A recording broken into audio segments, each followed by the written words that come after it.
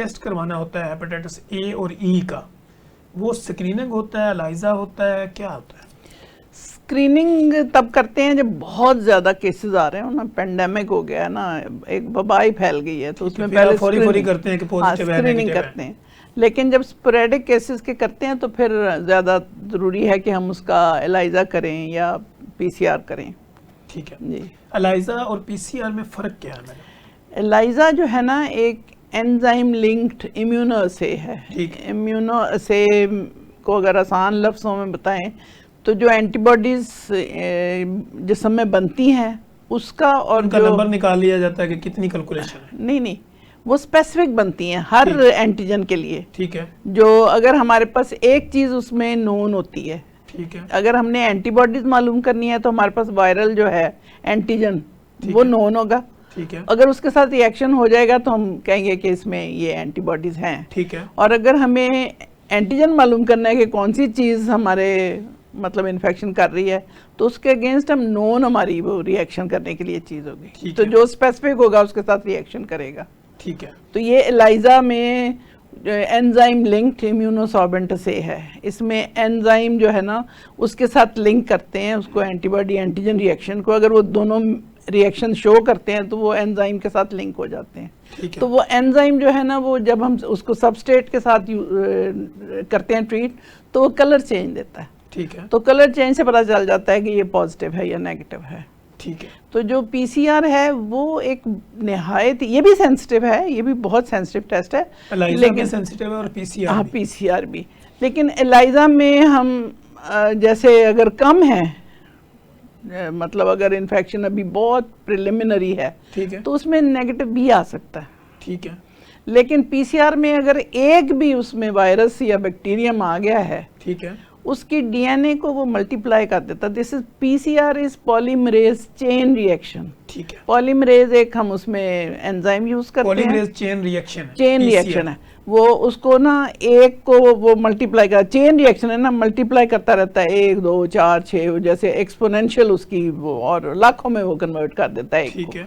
तो अगर वो एक भी हो तो हम मिस नहीं करते, दैट इज मोर सेंसिटिव, वो पीसीआर में आ जाएगा, वो पीसीआर में। और जो एलाइजा है उसमें जो अगर हमें शक पूरा है और एलाइजा भी नेगेटिव आ रहा है तो फिर हम पीसीआर भी करवाएंगे उसका। यानी पहले स्क्रीनिंग हुई, उसमें अगर पॉजिटिव नेगेटिव हो आप पहले अगर तो मतलब अगर वो है एक ही केस है और ज्यादा नहीं आ रहे तो आप एलाइजा ही करवाएं, ज्यादा उसकी डिटेल पे जाएंगे। हाँ जी, उसी में जाएंगे। पहले तो होता था ना कि लोगों ने किया, एलाइजा में अगर आ गया है तो फिर उसमें फिर हमें पीसीआर में जाना पड़ता है, क्योंकि पीसीआर एक क्वांटिटेटिव है, एक क्वालिटेटिव है। ठीक है। एक बताता है कि है भाई इसमें इन्फेक्शन, एक बताता है कि कितनी है, उसमें वायरल लोड। क्वांटिटेटिव में कितनी क्वांटिटी है, हाँ, क्वालिटेटिव में कौन सा है। ठीक है। यानी आम लोगों को ये पता होगा ना कि 2 पीसीआर क्यों है। हाँ, 2 पीसीआर। क्वालिटेटिव में उसकी क्वालिटी पता चलेगी कि ये हेपेटाइटिस बी है, सी है, कौन सा है। ठीक है ना। और जब उसकी क्वांटिटेटिव है तो उसमें नंबर पता चल जाएगा कि कितना है। ठीक है। अच्छा मैडम, ये हम जैसे hepatitis A B C D E की हमने बात की 5 टाइप्स के ऊपर। हाँ जी। इसमें से आपकी नज़र में ज़्यादा खतरनाक हेपेटाइटिस कौन सा है? हेपेटाइटिस थोड़ा कम जो है वो ए ही है। बी भी जो है ना इसको ये क्रॉनिसिटी में चला जाता है और लिवर को फिर डैमेज करता है। ठीक है। ये बी जो है ये ब्लड बॉर्न है, और अब हमारे यहाँ कम हो गया है क्योंकि अब जो ट्रांसफ्यूजन जीन्स में, हाँ जी, जीन्स में नहीं इतना जा सकता, ये जेनेटिक नहीं है इसकी, बी।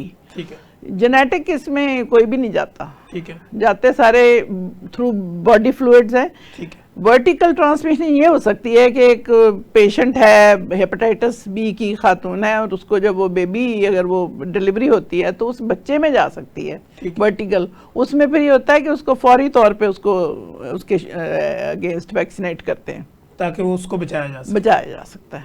ठीक है। हाँ जी। और जो सी है हेपेटाइटिस सी, जिसको लोग काला यरकान समझते हैं जी, वो ब्लड बॉर्न है ना। ठीक है। बी भी और सी भी। ठीक है। और जो डी है ना वो भी, लेकिन वो तो बी से लिंक करता है। हाँ जी, वो इसलिए वो अकेला नहीं जा सकता, जब तक अगर पेशेंट में बी होगा पहले तो आगे डी होगा, फिर होगा डी। हाँ जी, ठीक हो गया। अच्छा मैडम, ये जो हम वायरल लोड देखते हैं क्वालिटेटिव में या क्वांटिटेटिव के अंदर, तो वो वायरल लोड में हम रिपोर्ट देखते हैं, एक होती है डिटेक्टेड, एक होती है नॉट डिटेक्टेड। हाँ जी। तो आम बंदा इसको क्या समझे? डिटेक्टेड जो पॉजिटिव और नेगेटिव समझें इसको। ठीक है। हाँ जी। यानी डिटेक्टेड है तो पॉजिटिव है, पॉजिटिव है, और अगर नॉट डिटेक्टेड है तो मतलब नहीं, उसमें नहीं मिला ही नहीं है। हाँ जी, मिला ही नहीं है। अच्छा, इसमें वायरल लोड अगर ज्यादा हो, कम हो, जितना भी हो, लेकिन अगर आ गया तो इसका मतलब है ट्रीट करवाना पड़ेगा। जी, कराना है। और उसमें वायरल लोड जो है ना, वो एक किस्म का हम असेसमेंट करते हैं अपनी ट्रीटमेंट की सक्सेस के लिए भी, कि कितना उस पर असर हो रहा है। ठीक है। वायरल लोड कम हो रहा है तो उसका मतलब है हम उसको सही ट्रीट कर रहे हैं। ठीक है। तो वो पीरियोडिकली फिर कराना पड़ता है। ठीक हो गया। तो ये जो पीसीआर या डीएनए हम इसको जो कहते हैं, ये जो टेस्ट होते हैं, ये किस एज से लेके किस एज तक, या हर एज में करवाया? हर एज में कराए जा सकते हैं, बच्चे से लेके बड़े तक, किसी का भी। हाँ जी, नॉन इन्वेसिव ही है ना। आपने कई जगह तो आप ब्लड भी नहीं लेते, आप जैसे बक्कल स्मीयर ले लेते हैं, तो जैसे कोविड में नेजल स्मीयर थी, तो इसी तरह। यानी वो मैं यही अगला सवाल करना चाह रहा था कि ब्लड के अलावा भी हम पीसीआर कर सकते हैं? ब्लड के अलावा पीसीआर हर सैंपल पे हो सकता है। ठीक है। वो यानी अगर फ्लूइड स्टूल पे भी हो सकता है, यूरिन पे भी हो सकता है, हर जगह जहां आप सस्पेक्ट करते हैं कि इन्फेक्शन है। ठीक है। स्प्यूटम पे भी हो सकता है, जैसे टीबी के लिए अगर है वो, उसके लिए भी उसके लिए। हाँ जी। ठीक है। अच्छा मैडम, जैसे हम हेपेटाइटिस की जब बात कर रहे थे तो आपने बताया कि जिगर के ऊपर बेशुमार किस्म के वायरल लोड होते हैं, जिसमें से 5 लोड तो हमने मेन बता दिए। अब इसमें एक बायोप्सी टेस्ट भी होता है, जो लोग कहते हैं जी बायोप्सी करते हैं। तो बायोप्सी में बेसिकली देखा क्या जाता है? बायोप्सी में तो उसकी सेल टाइप देखी जाएगी ना, वो ज्यादातर ये जो है ना कार्सिनोमा, कैंसर वगैरह में, अगर वो उसमें एक पीस निकाल के लैब में भेजते हैं, पीस लेके देखते हैं। हाँ जी, छोटा सा पीस होता है। वो जो बायोप्सी है ना, वो एक नीडल जैसे होती है, बड़ी सी। ठीक है। बायोप्सी नीडल होती है, वो अंदर डालते हैं, तो वो ऐसे होता है, उसका मुंह थोड़ा सा कम आगे से होता है और पीछे से थोड़ी सी ब्रॉडन होती है। तो जैसे उसको घुसाते हैं, वो एक पीस को पकड़ लेती है, तो जब आप निकालते हैं तो वो निकलता नहीं है, तो वो आ जाता है साथ। इसको बायोप्सी कहते हैं। बायोप्सी होती है। बायोप्सी बॉडी के किसी भी हिस्से से, हाँ जी, किसी छोटा सा पीस लेने को बायोप्सी कहते हैं। एक्सीजन बायोप्सी वो होती है जिसमें पूरा ही वो आप जो अगर कोई लिम्फ नोड आपकी बड़ी हुई है और पूरी लिम्फ नोड निकाल लें तो, और उसकी आगे टेस्टिंग करें, तो दैट इज एक्सीजन बायोप्सी। ठीक है। अच्छा मैडम, यहाँ पे हमने देखा है कि कुछ लोगों की अपेंडिक्स या कोई भी सर्जरी होती है, उसके बाद वो सर्जरी का जो पीस रिमूव किया जाता है, तो अक्सर सर्जन इसको कहते हैं कि इसको लैब में भेजें बायोप्सी के लिए। तो उसको भेजने का मकसद क्या होता है? क्या वो कैंसर वगैरह की अलामतें देखनी होती है? जी, देखनी होती है, इन्फ्लेमेशन देखनी होती है, ये देखना होता है हुई क्यों। हाँ जी, नहीं, उसमें ये देखना होता है कि हमने ऐसी गलत तो नहीं निकाल दी। ठीक है, यानी जो भी पार्ट निकाला है, हाँ जी, इन्फेक्टेड था नहीं था। हाँ जी। और वैसे तो मतलब ये है कि जाहिर है पेशेंट के लिए भी वो कई दफ़ा तो आपका ना कोई एक पैरासाइट जाके उसको ऑक्लूड कर देता है। जी बिल्कुल। तो जब आपका वो आती है अपेंडिक्स, उसके कट सेक्शन में हमें पैरासाइट के कट सेक्शन नजर आ जाते हैं, तो पता चल जाता है कि ये पैरासाइट्स की वजह थी, जिस वजह से ये हुआ। हाँ जी, ताकि उस वजह को प्रॉपर ट्रीट किया। इन्फ्लेमेशन उसमें शो हो जाती है, उसमें न्यूट्रोफिल इन्फिल्ट्रेशन हुई होती है। ठीक है। हाँ जी, वो काफी कुछ पता है, इसलिए यानी वो करवाना जरूरी है। जो भी पीस आप निकलवाते हैं सर्जिकली, उसका ये हिस्टोलॉजिकल एग्जामिनेशन बड़ा जरूरी है, ताकि पता चले कि वो वजह क्या। हाँ जी। ठीक हो गया।